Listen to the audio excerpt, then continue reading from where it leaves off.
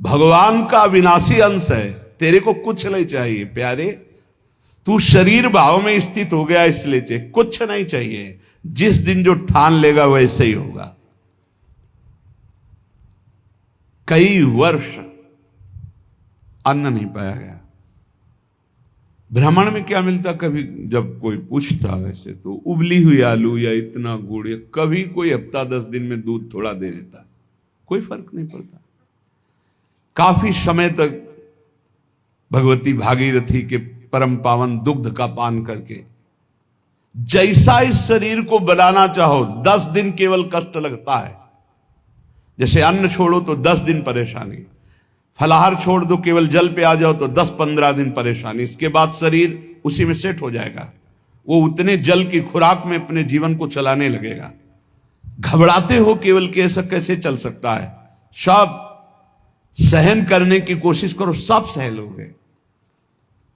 सच्ची मानिए, ये अच्छे अच्छे पदार्थ खाकर सुविधाजनक जीवन व्यतीत करके वो उच्च कोटि की अध्यात्म की ऊंचाई बहुत कठिन है, बहुत कठिन है। लालसा तो बहुत ऊंची करते हैं, लेकिन आचरण हमारे अगर ठीक नहीं है, हमारी वैसी लालसा के अनुसार साधना नहीं है, वैसे हम चल नहीं रहे, तो कैसे लालसा पूर्ण होगी? समझो पहले। देहूति जैसी पत्नी के लिए 10,000 वर्ष तक करदम जी को तपस्या करनी पड़ी थी। भगवान प्रकट हुए थे तब महाराज आदि सम्राट मनुष्य रूपा से प्रकट हुई देहूति जी, और भगवान कपिल देव जी जैसे पुत्र प्रकट हुए। तपस्या, भजन। बोले जो मंद बुद्धि वाले हैं, अच्छा खाने को मिल रहा है, सुविधाजनक रहने को मिल रहा है, दिन कट रहा है, दिन काटने के लिए मिला है। अरे एक एक मिनट सार्थक करने के लिए, काटने के लिए नहीं। दांती पीस के भजन होता है। देखो हम बताएं तुम्हें अनुभव की बात, 10-5 मिनट भजन में मन लग जाएगा जो अच्छा अभ्यास किए हो। शब्द याद रखो, या हम खाई पी बातें कहते हैं।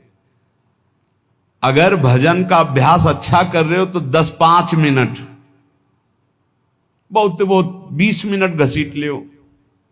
इसके बाद वो संकल्प विकल्प खड़ा करेगा, बेमतलब की बातें सामने, और भजन को रोकने की कोशिश करेगा। चलाओ, एक मंत्र चलाना, दूसरा नहीं चलाना, एक पकड़ लो मंत्र। 20 मिनट के अंतर्गत आप हमारे अनुभव को देख लेना, एकदम दृश्य खड़े करना लगेगा। और ऐसा उल्टा चले गए, बस ऐसे होता है, दांती पीस के उसको दुष्ट,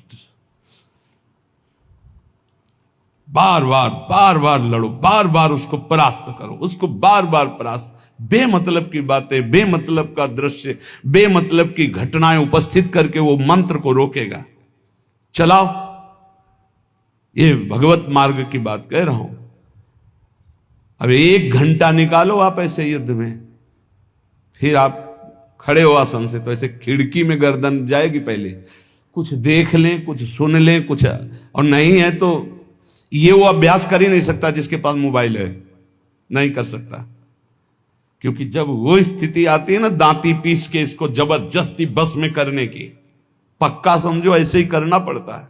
तो उसको लगता कैसे मारो, तो लगता है इसी मंत्र से मारो, ये तभी वो विचलित होता है।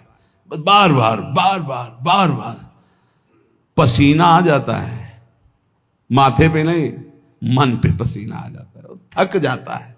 जब लस्त हो जाए, त्राहिमाम मच जाए, तब और जिद्दी बनकर मंत्र जप करो, अभी बस में हो जाए।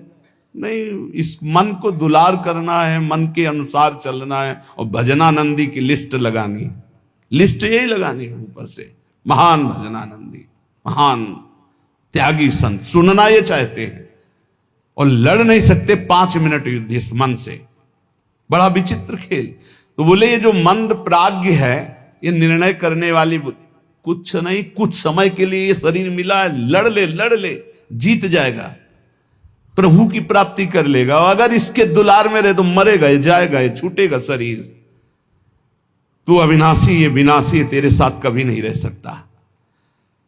जो भजन में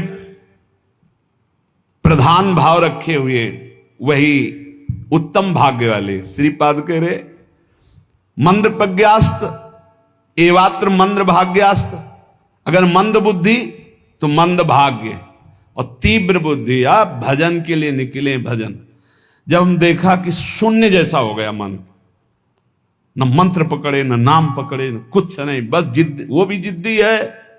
अरे तूफान को रोक लेना सहज है, हिमालय को उठा लेना सहज है, लेकिन मन को रोक लेना, ऐसा हमने योग वासिष्ठ में पढ़ा है। अब वो शून्य हो गया, जब जिद की शून्य हो गया, ना मंत्र पकड़ रहा है ना कुछ पकड़े, एकदम खड़े हो गए, पद गायन शुरू किया। अब तेरी जरूरत ही नहीं, जोर जोर से पद गायन। ऐसे थोड़ी इस पर ऐसे थोड़ी चढ़े बैठे रह गए, हर समय 24 घंटे चढ़े बैठे। तब वो धीरे धीरे धीरे फिर हाथ उठा दिया। अब वो जब सहयोग करने लगा तब आनंद आने लगा, और जब आनंद में डूबने लगा तो परिपक्व हो गया। फिर उसको थोड़ी देर बहुत विघ्नकारी, अंदर ही अंदर खत्म, न मंत्र में लग रहा है ना नाम में लग रहा है, ना एकदम शून्याकार स्थिति। अब हम चलाना चाह रहे मंत्र, वो बिगड़ेल कुछ नहीं सन, और उसके बिना होगा नहीं कुछ। जैसे हमारे बिना वो कुछ नहीं कर सकता, ऐसे बंधन और मोक्ष का कारण मन ही है। इसको बिल्कुल हमको ठीक करना है, दवा खवानी है, इसको दवा खवा के इसको स्वस्थ करना, तभी हम भगवत प्राप्त होंगे। हमारे बिना ये कुछ नहीं कर सकता, तो इसके बिना भी हम कुछ नहीं कर सकते, क्योंकि यही बंधन और मोक्ष का कारण, इसको ठीक करना ही है। इसलिए लोक चिंता ननो धर्म चिंता न देहगा, श्रीमद वृंदावने राधा कृष्ण भाव भ्रतो मम। श्री वृंदावन में यदि आपको आने को मिला है, सत्संग मिला, धामवास मिल रहा है, अब मन से तुमको निकालनी लोक चिंता ना, नो धर्म चिंता ना देहगा, खाली करो, यही करना है। लोक चिंता नहीं होनी चाहिए, कल क्या होगा, आज का तो काम चल गया, अगला महीना कैसे काम चलेगा, ये अगर चिंता है तो तुम्हें भगवान का भरोसा नहीं है। ये भजन के समय ज्यादा प्रपंच रचेगा, किसका देना है, किसका लेना है, किसने कब 10 साल पहले किसने गाली थी 10 साल पहले, वो सब याद करवाएगा। मन जलेगा, उसने ऐसा क्यों कहा था, उसने तब पकड़ो कि इस समय मंत्र जपने के लिए बैठे हुए, प्रपंच करने के लिए बैठे हुए। नहीं देखो ना, यही करता है। आप जब बिल्कुल एकाग्रता पूर्वक टीवी देखते हुए तो फिर बढ़िया है, फिर कोई परेशानी नहीं। एक कुर्सी में और आदमी बैठा लो, फिर माला ले लो, कोई परेशानी नहीं। ये हम उनकी बात कह रहे हैं जो असंग होकर मंत्राकार वृत्ति कर रहे हैं, उनकी। तब इसकी असलियत समझ में आती कि मन हमारा इस समय दोस्त है या दुश्मन। भजन के एकदम विरुद्ध खड़ा हो जाता है। लोक चिंता, और फिर क्रियाओं की भी चिंता करो, भजन हो जाएगा, अभी तो वो करना है, अभी वो करना है। वो जिस समय भजन में बैठो उस समय ये सोच लो कि अगर आसपास आग लग जाए तो भी हम नहीं उठेंगे। आसपास आग लगी हो तो भी नहीं उठेंगे। योगक्षेमम वहाम में हम करने वाले भगवान मुझे उठाए आके या आग को शीतल करें, उनका विषय है। और सच्ची कहते हैं यदि जब चल रहा है तो अग्नि की भी ताकत नहीं कि आपके रोम को झुलसा दे, यदि सत्य भाव में स्थित हो। प्रहलाद जी को आग में झोंक दिया गया, कबीरदास जी को आग में झोंक दिया गया, कुछ नहीं हुआ, क्योंकि आग में जो दायिका शक्ति है वो प्रभु के द्वारा दी गई है, प्रभु ने ही प्रकट की है। पूरी लंका जल गई, हनुमान जी महाराज की पूंछ के बार में भी झुलसन नहीं हुई। क्यों? ताकर दूत अनल जय सिरजा, जरा न सोते कारण गिरजा। बोले उनके दूत हैं जिन्होंने अग्नि का सृजन किया है, अग्नि की रचना की, जिन्होंने अग्नि को प्रकट किया है, अग्नि में जो दाहिका शक्ति दी है। लोक चिंता ना, अगर आपको भगवत प्राप्ति करनी है तो तुम्हें कल की चिंता नहीं करनी। अभी वर्तमान में जो कर्तव्य है, भजन, मन को परमात्मा तत्व में लगाना, और शरीर से जो भी क्रियाएं हों, कुछ समय तो ऐसा रखो जो क्रियाहीन भजन हो। शांत, हम तो कहते हैं माला भी मत लो उस समय, ईमानदारी वाला भजन कह रहे हैं। शांत बैठ जाओ, बस केवल आंखों के सामने मंत्र चलाओ, चाहे आंख बंद करके चाहे खुला करके, और बस देखो ये कहां जाता है। जहां जाए फिर इसको दौड़ा के लाओ इसी मंत्र पे, जहां जाए फिर दौड़ा के लाओ बार बार। मंत्राकार वृत्ति 10 मिनट ऐसा साधन करोगे तो कई घंटे के भजन का फल मिल जाएगा। देखते हुए 10 मिनट भजन करोगे तो कई घंटे जप का फल मिल जाएगा। बहुत प्रभाव है मानसिक चिंतन करते हुए मंत्र जपने का। पर उस समय लोक चिंता ना, और ना धर्म चिंता कि अभी हमारा ये कर्तव्य है, उस समय नहीं। और ना देहेगा अरे बड़ा दर्द हो रहा है, ये दर्द हो रहा है, वो दर्द हो रहा है। तुम्हारे किसी के दर्द तो कभी कभी होता होगा, हमारा दर्द का तो संबंध हो गया है, दर्द से हमारा तो संबंध हो गया है। जैसे तुम्हारा स्वाभाविक कभी बुखार आदि आवे तो शरीर में पीड़ा होती ना, ऐसी हमारे तो रोज बनी रहती है। इसके ऊपर उठे तब कांखना आएगा कि बहुत दर्द हो रहा है, फिर ऐसा आएगा। जितना तुम्हें कांखने पे आता है उतना तो रोज हमें रहता है, उतने का तो अभ्यास है इस शरीर को। उसके ऊपर जब होता है तब पकड़ के चलने की बात आती है। देहगा और आप सच्ची मानो ऐसी स्थिति में भी गुरु कृपा से, गुरु प्रसाद से जो बैठने की, जो टहलने की, जो चिंतन की दिनचर्या, उस पर कोई फर्क नहीं। वैसे ही देह की भी चिंता नहीं करनी, धर्म की भी चिंता नहीं करनी, लोक की जीवन की भी चिंता नहीं करनी। कूद पड़ो, इस मार्ग में कूद पड़ो, खजाना ही खजाना हाथ में आ जाएगा। श्रीपाद कहते हैं जब कोई ऐसे भजन करता है तब उसके अंदर भावना श्यामा श्याम की जागृत होती है। तब भावोत्सवेन भजताम रस काम धेनुम। संत वाणी, महापुरुषों का प्रत्येक वचन भगवत प्राप्ति के लिए बहुत अमृतमय सहायक है।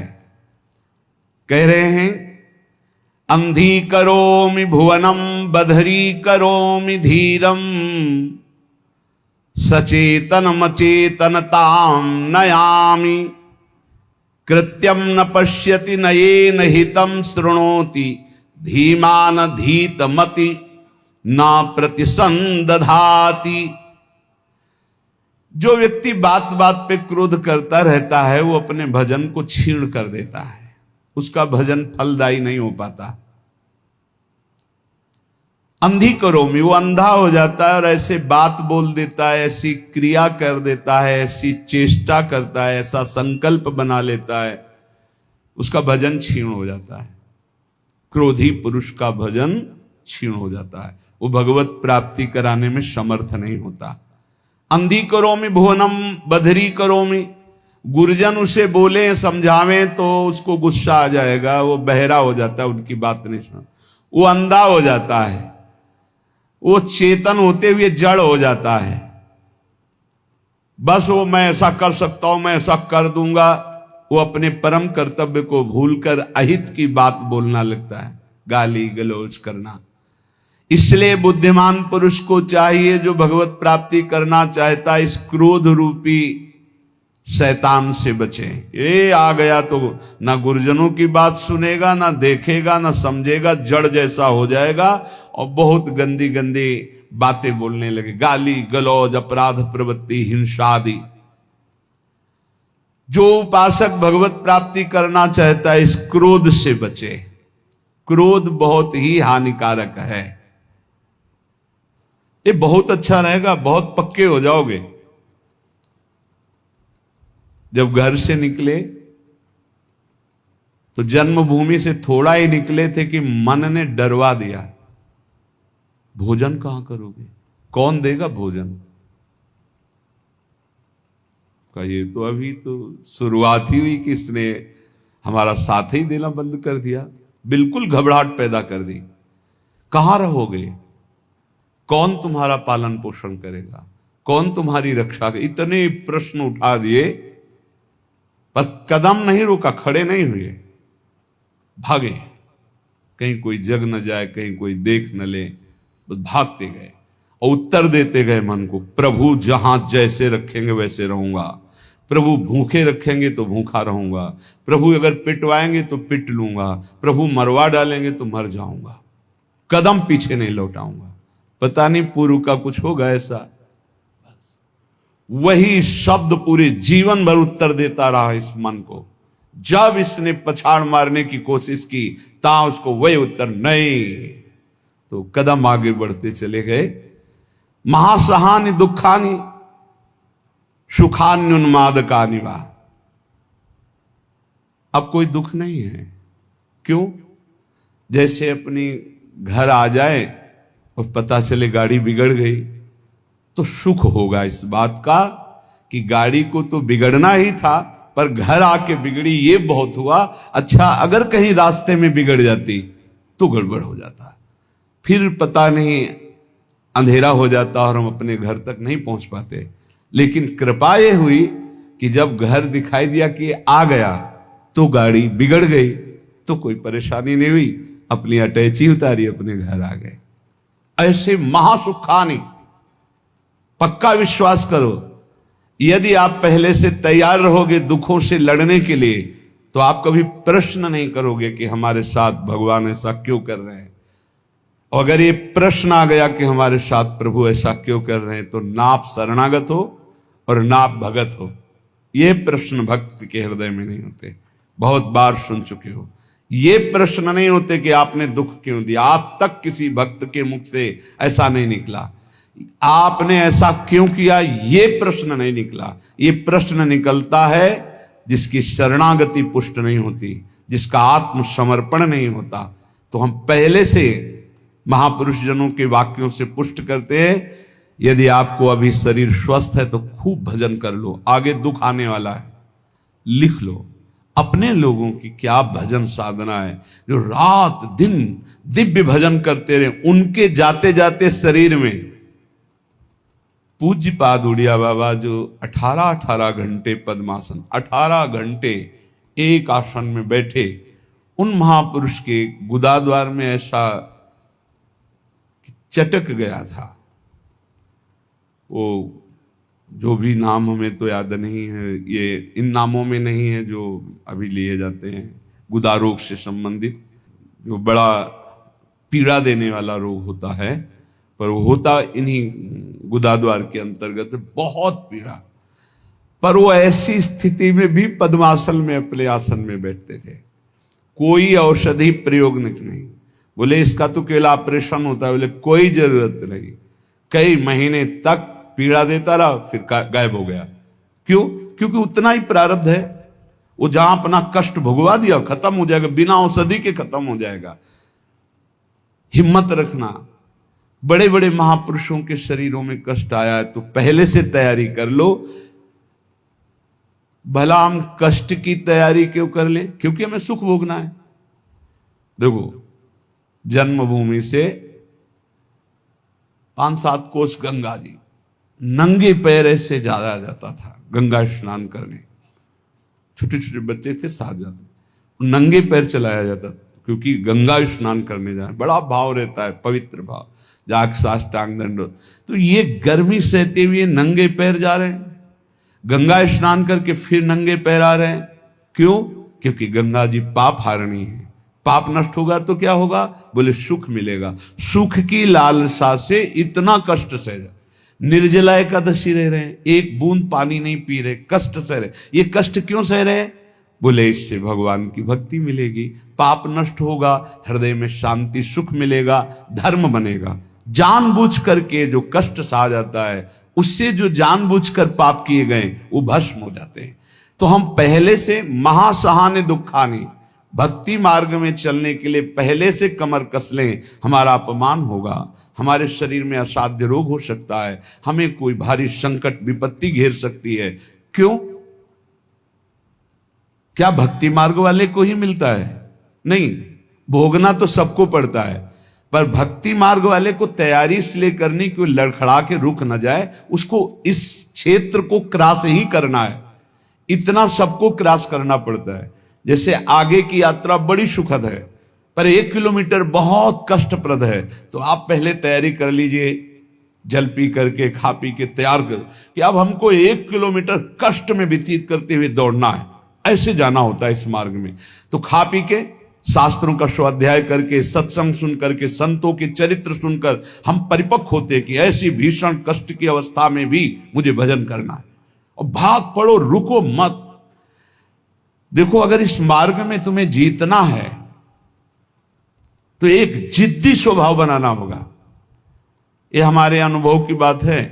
बड़े महापुरुषों के जीवन दिनचर्या को देखकर उसी का नकल करने की कोशिश की, अनुसरण करने की कोशिश की कि वैसे ही चलना है। कैसी भी परिस्थिति हो, हमारी दिनचर्या नहीं टूटनी चाहिए, बस आप जीत जाओगे। जरा सा कुछ शरीर में होता है तो कहां है वो, दिखाई नहीं, थोड़ा शरीर अस्वस्थ है। ये विषयी पुरुषों का होता है, ये शब्द विषयी पुरुषों का होता है। भगवत पार्षद साधकों का नहीं होता है, साधकों का नहीं होता है। किसी भी परिस्थिति में अगर जान है तो दिनचर्या है, पकड़ो, हमें ले चलो। नहीं ऐसे चलने लायक नहीं, चलो व्हील चेयर में बैठा लो, ले चलो, ये हमारा टाइम है चलने का, चलाओ। बिल्कुल जिद्दी स्वभाव, किसी की ना सुनना, अपनी दिनचर्या को भगवान मान करके चलना, बस जीत जाओगे, जीत जाओगे। कोई भी परिस्थिति परास्त नहीं कर सकती, कोई भी परिस्थिति। केवल आप बल रखो अंदर भगवान का, और अपनी दिनचर्या को प्रमाद स्थिति में मत देखो। नहीं, ये तो बहुत बड़ी हानि हो जाएगी, मेरे मन को ये प्रमाद करने की आदत बन जाएगी, ऐसा नहीं होगा। हमने बड़े महापुरुषों को देखा है, दिनचर्या भगवान का स्वरूप। कैसी भी परिस्थिति में यदि दिनचर्या को आपने टालना नहीं सीखा तो जीत जाओगे। हम जहां खड़े होते हैं वहीं खड़े होंगे, जिस टाइम खड़े होते हैं उसी टाइम खड़े होंगे, जिस टाइम बैठना उसी टाइम बैठेंगे, जिस टाइम लेटना उसी टाइम लेटेंगे। हर काम घड़ी से होता है, 1 मिनट का अंतर कभी नहीं, तो ऐसे नहीं। लड़ना सीखो, हारना नहीं। बड़ी भीषण गर्मी है, पहली बार सृष्टि में गर्मी पड़ रही है। ये गर्मी कटती थी काशी के घाटों में, जहां नीचे पत्थरों से लपट उठती थी। पीने के लिए बिस्लरी नहीं, गंगा जल, जो ऊपरी तह में गंगा जल खौलता हुआ ऐसा गर्म दिखाई दे। गंगा जल के 2 स्वरूप होते हैं, जैसे सर्दी में ऊपर एकदम ठंडा, नीचे इतना डुबकी लगाओ तो गर्म। अब गर्मी में है ऊपर गर्म, नीचे ठंडा। वो हम लोग वहां रहे तो पूरी प्रक्रियाएं सब पता है। दिन में पंडों की छतुरी और रात में ऐसे बस वही मार्किन जो पहने वही बिछा ले, आग, पसीना पसीना पसीना। ठीक 2 बजे वो दुप दुप वाली घड़ी छोटी, बस सूर्य दिनचर्या, जल लिए विश्वनाथ। अपने जीवन को ऐसा बना लो मजबूत, कोई भी रोग दोष दुख विपत्ति संकट प्रभु के चिंतन से ना हटा पावे। वो देखते हैं, प्रभु देखते हैं मेरे लिए कितना समर्पण है, मेरे लिए अब तो कष्ट है ऐसा। आप आराम से शयन करना सीखे अगर, तो आप साधक नहीं हैं। आज तक कभी चलो सोया जाए ऐसा दिमाग में रख के नहीं लेटा गया है। करवट लिए बैठो, मंत्राकार वृत्ति, सीधे लेटे मंत्राकार वृत्ति। अब जब आ गई नींद, आ गई, अपने समय से फिर उठ गए। हम सोने के लिए नहीं लेटते, हम लेटकर भी भजन करते हैं, भजन के लिए लेटते हैं। हम इसलिए बता रहे हैं कि इसको पकड़ो, यही तुम्हारी लड़ाई है।